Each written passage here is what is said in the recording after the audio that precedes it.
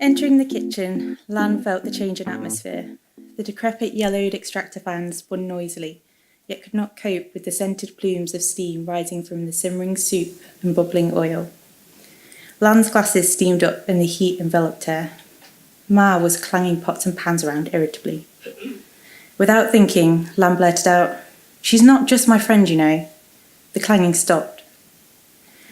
Despite the sprinkling of snow outside, the heat in the kitchen remained suffocating. Without a word, Ma thrust a cleaver and a bunch of spring onions towards Lan. "We're moving in together. Ma, are you listening?"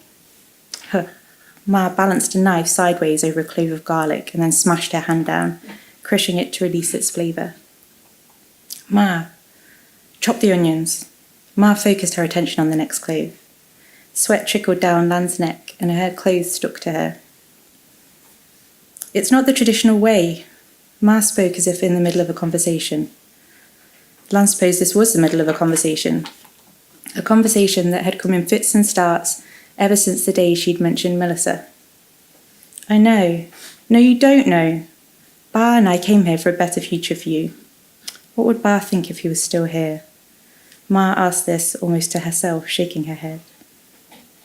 Swallowing down a rising tide of frustration and hurt, Lan dipped a spoon into the winter melon soup that simmered on the stove. The traditional winter melon had been substituted for cheaper, easier to find courgettes. Ugh, too bitter. Lan frowned and wrinkled her nose. Ma pushed by and slurped the broth noisily. She concurred reluctantly. "It's the courgettes, too bitter this time of year. Don't put sugar in, though." She slapped Lan's hand away, instead reaching for Shaoxing wine, a carrot and tomato. Thank you.